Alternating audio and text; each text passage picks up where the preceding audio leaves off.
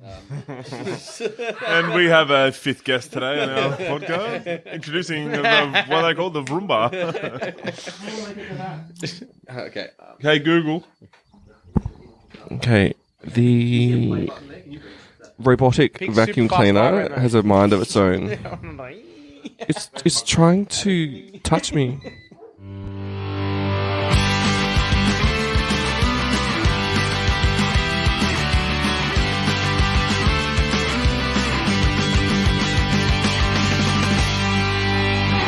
Hello and welcome to the Alex, Mitch and Trent show. I am your host, Trent. I'm joined as always by Alex, Mitch, and our producer on the headphones, Jason. What? Why are you the host, Trent? What about the rest of us? Oh, I'm also joined. What about the rest of Mitch is doing a really good job. The Trent Show featuring The Alex, Trent Mitch, and the Show. producer. Okay. Welcome to the new show. It's called The Trent Show, and I'm the host, and everyone else sucks. I am joined by my co-host. Well, why are we co? We're all co-hosts. But like, Everyone's okay. co-host. I want to be. What's below? I'm trying to think.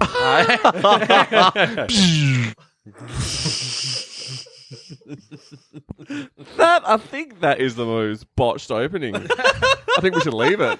I think that was literally the most perfect. You just make a little cut of Okay, a some little words cut you there. said. That's all right. You'll That's be fine. fine. That's You fine. don't need to. That's fine. You can make do Yeah, with that. that's fine.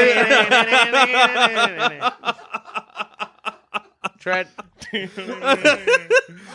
That's how I solve most of the problem. Like, where do I cut? We'll find the. Oh, there's it. There, Mitch said something funny. Bang! Let's go into it.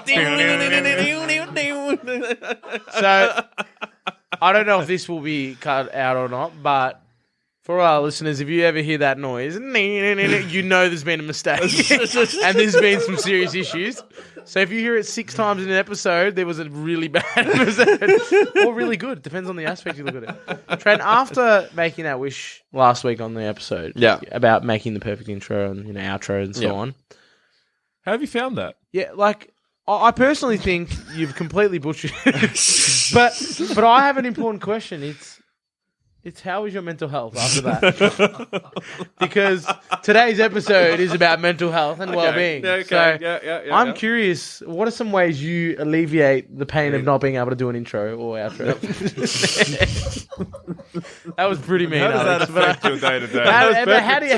how do you get through the day knowing you're going to mess that up? I like to think the intro has become its own beast, and it's actually now more of a work of art, a bit abstract, not like your classic intro. And it doesn't need to be a perfect, chiseled thing. It can be, it can be a imperfect beast. And that's what my intro is, the imperfect beast. I think you're right, Trent, because I've actually heard feedback from a lot of people that say probably one of the worst parts is... No, I'm joking. No one's never said that. No one's ever said that. No, they've said, like, will Trent eventually get it right? No. Like, they're interested. Like, they're like, oh, today's the day. And then you just consider... 10 At least you're episodes consistent, in. though. Yeah. That's Consistently I bad. respect that. You got to respect a man for bringing consistency. Any human it's on this still planet. different each week. Yeah.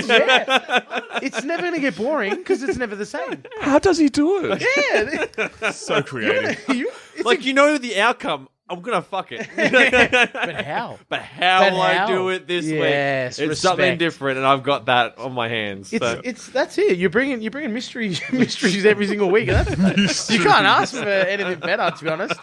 If I did it every week, it might be boring. You'll get something similar. You know what you're into. Trent, you're just like curveball, and it's like, whoa, was it him this time? Did he miss time? No, I didn't know. But today was it's mental health. It's mental health. Yes, I focus think on the target. I think laughing is probably the best way to kind of bring yourself out of a dump. And I think I think us three, we do that for each other, like every time we hang out. Absolutely. I think we don't always have to talk about the subject or the thing, when something's going wrong in our lives, had a bad day, something's gone wrong and it's affecting your mental well-being. Straight up. We can kind of get together and we just hang out and we just make the day better. You know, and like, when we need to talk, we talk about. It's not like we dance around the subject. I think we talk about when we need to, and we open up about it. But I think just being around each other, and that's what we do for each other. There is, I think it's a dynamic we have that's special for our friendship.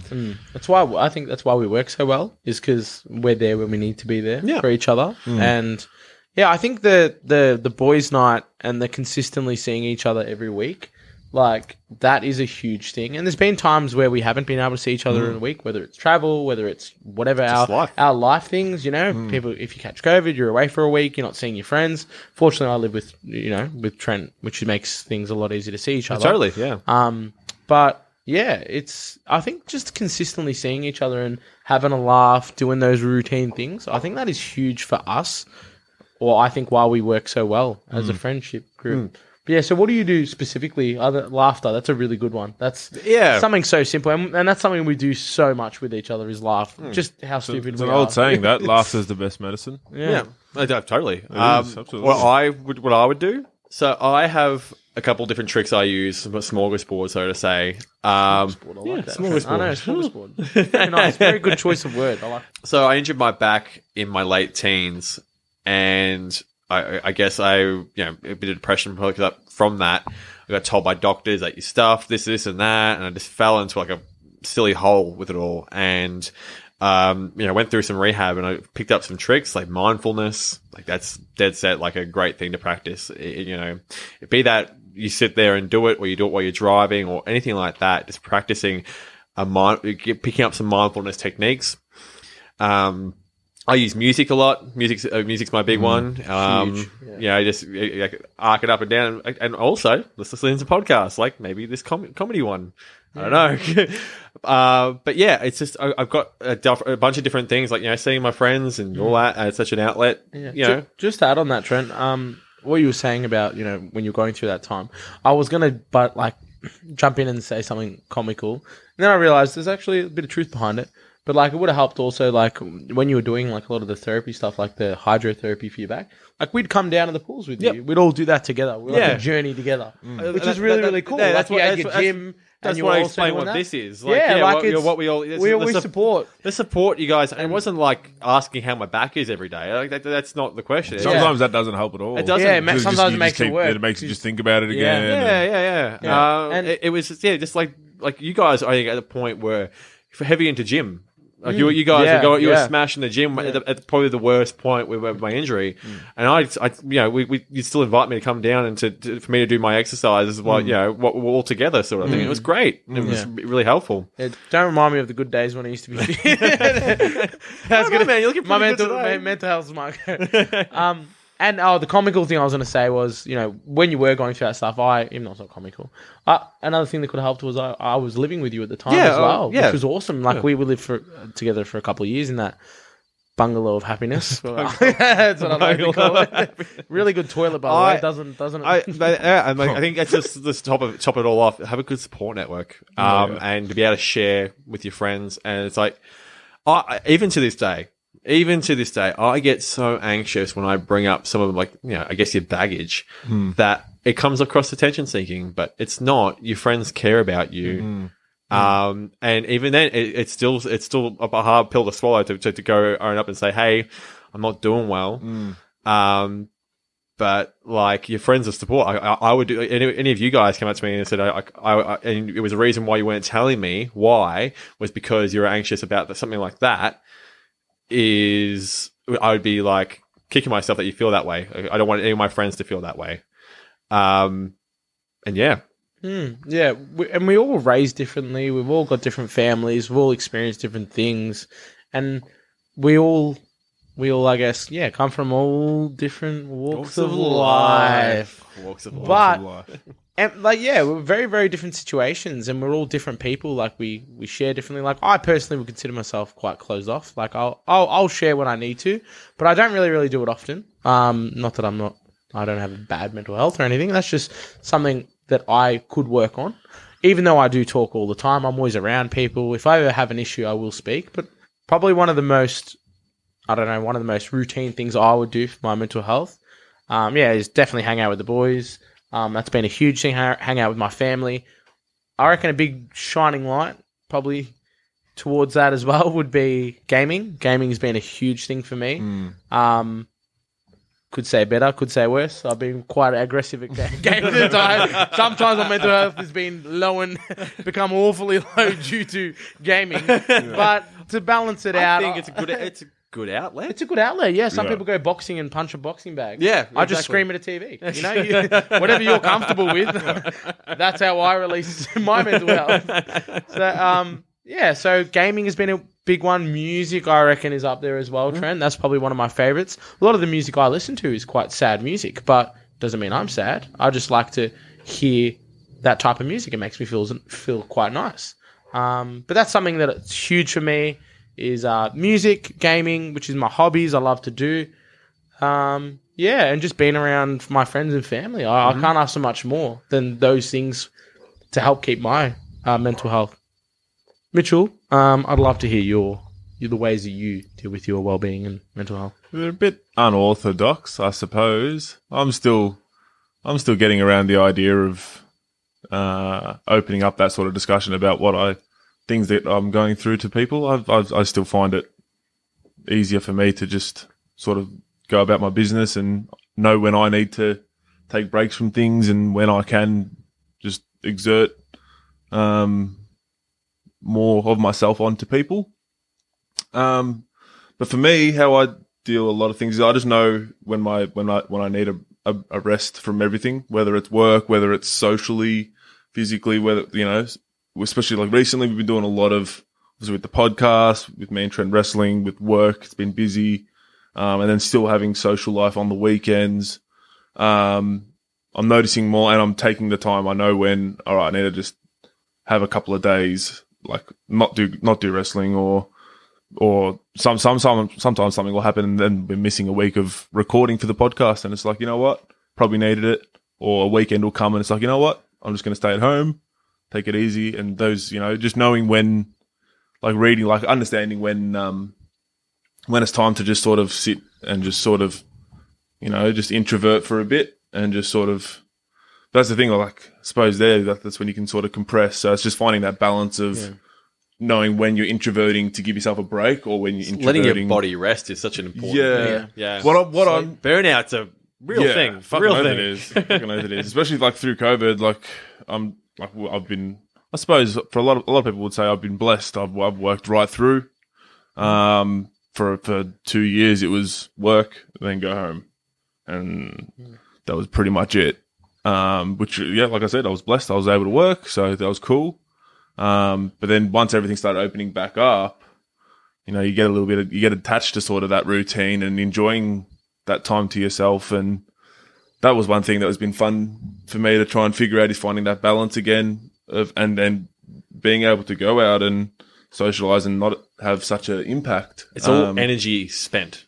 And exerted, and you have to balance is the work life balance, social balance. Yeah, like a triangle. The triangle. A triangle, right? And the Bermuda square. Triangle. Bermuda Triangle. Yeah.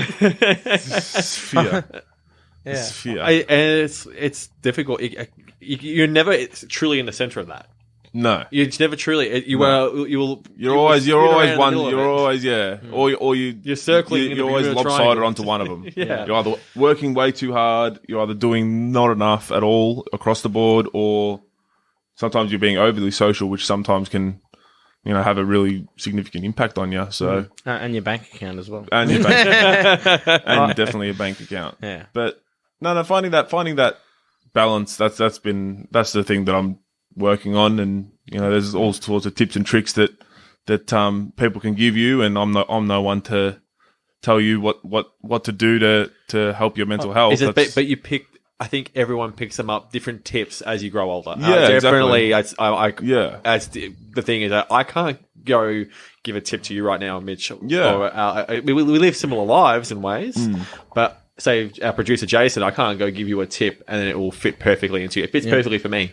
Because it's my journey, my personal thing. I have a huge can of worms, and I don't know if it's just a really good way to deal, like to make sure your mental health is good or your well-being, or if it's maybe more of a negative thing. Like it just depends the way you look at it. I think one of a great thing to do is to make sure you're busy. And as in you're working, you're doing something, you're being proactive, you're doing your wrestling, you're doing your podcast, you're doing your gaming. But then at the same time, the polar opposite end of that is you should be able to be comfortable by yourself and not doing something. So it's like two ends of the spectrum. It's that's where we were talking about that triangle. You should be, you should be you should be doing stuff, because when you stop and you think, you might start overthinking things, and that could affect your mental health. But then at the same time, should you be comfortable enough to do that? Can of worms. Well, that ties into the best relationship that we should have is with ourselves. Yeah. And if that's not the case, I don't like that. Then I'm going to put it simple to you, Jason. And I think reflection's really important. And if you can't self-reflect and honestly go, you know what, there are aspects of myself that I don't like or that I'm working on, and that's okay. Like, it's important to acknowledge those things. And there's, professionals that you can go to to talk to someone that has an unbiased view. And they professional. Give you tools to help you work through things in yourself or external things. You hit points where you hit a wall. And it's like when your self-reflection isn't working too well, like that's what I find. My self-reflection, and I can't think my way through it.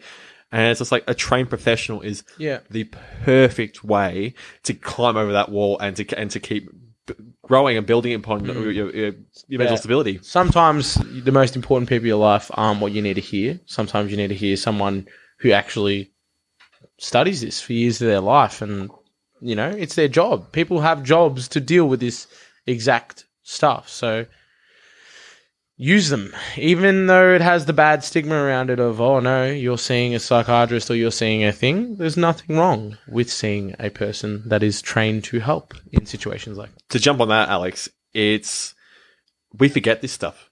Is it so? Like, we know these tricks, we know this stuff, and it's good just to remind your friends that, because sometimes it's like, I can preach it to you, go see a counselor, right? But then I'm dealing with my own shit, and then someone tells me you should tell your friends to go have a chat with someone, go get the right support.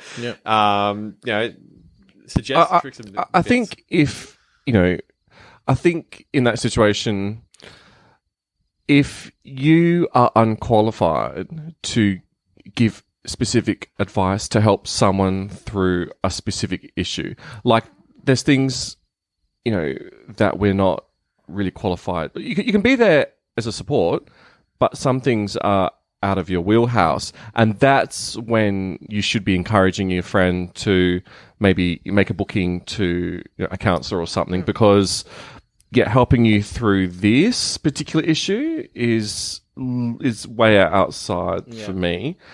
But I think there's many times that we can be there as a support. And to try and make our friends' lives a little bit lighter. But there are those times where we, need to go, actually, I do know of this great therapist which should be able to help you with this particular issue. And, I, encourage you in your own time to, speak and get the proper professional help.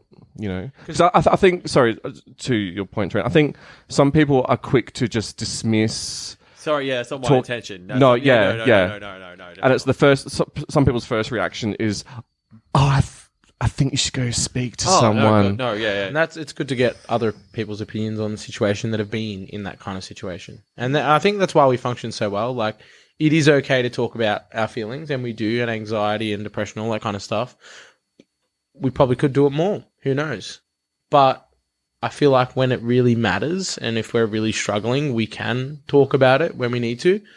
And like, leading on to that, without the dynamic of our friendship, when it comes to the whole toxic masculinity, nailed it, by the way. I thought I was going to mess masculinity up. Got really nervous there. You're the first one to say it. I didn't notice, Alex. You were on fire. We can just say toxic M if you want. I feel our whole friendship group, we absolutely annihilate what is masculinity.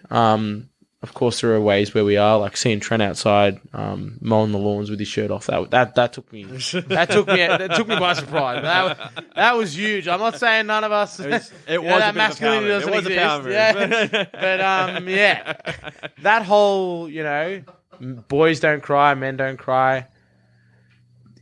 It's we teach that in school that it's not a thing. I think times have changed. It's not like that. It's not about being like that anymore. And our whole dynamic with our friends, like even seeing like changes from generations, like my brothers and their brothers' friends and all that kind of stuff.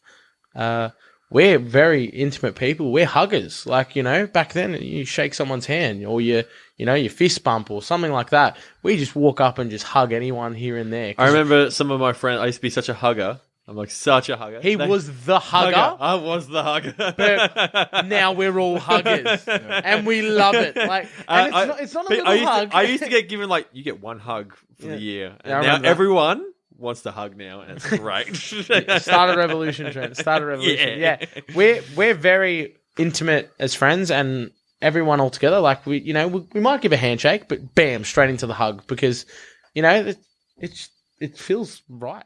Yeah. That sounds weird. It just feels like we should hug. I feel like even if it means, that helps your mental health. Getting your mate walks up to you and just gives you a hug. Even if it's every time. Sometimes that's all you goddamn need. Even if it's exactly right. Yeah. So even if it's Trent for the 46th time in one day, hugging you.